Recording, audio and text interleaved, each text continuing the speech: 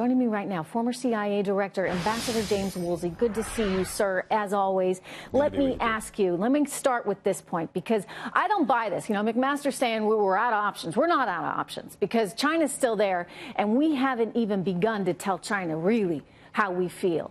And if we were to actually use our economic power and economic might, maybe China would start to get it. But tell me what China could potentially do. In other words, is China responsible for the Kim Jong-Un regime being there in the first place?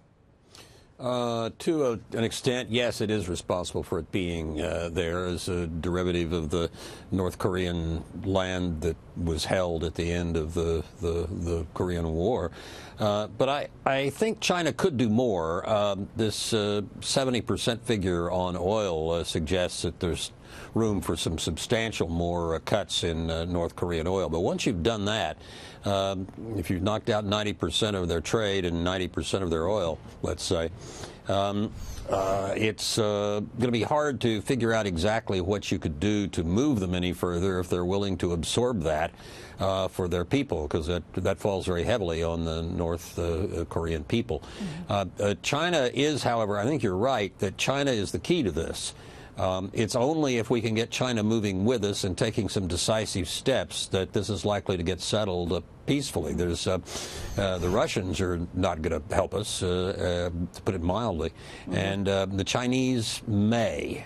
So far, they've been hard to bring along and have helped on some things, but not others. We really do need them to crack down. Well, I'll tell you, in the first 3 months of the year, the first quarter, trade actually between North Korea and China increased better than 37%. So, you know, we'll see what they are doing these days, but it's clear that earlier in this process, when they were telling us they were backing off their trade with China, they weren't doing so. Hopefully they're living up to what they are pledging right now. But can they actually influence the situation enough in that they could influence him, that they could get him to stop his weapons program, or could they put a new regime in? I mean, I keep, and you're from the CIA, you have this knowledge. I keep getting told we don't quite have enough intelligence on that operation to be able to do it ourselves, but maybe the Chinese do.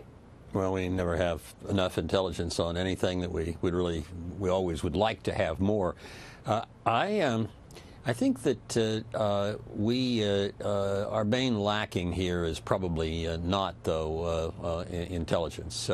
It's that North Korea has huge numbers of artillery within a few miles of the demilitarized zone, and a large share of Seoul's population lives in the northern suburbs of Seoul, less than 30 miles from much of the North Korean artillery.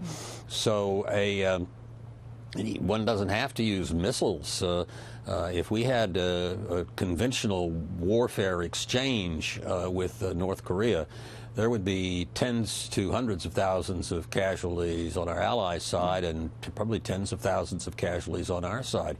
This is not something where there's a lot of open desert and we can maneuver and so forth the way the first Gulf War was.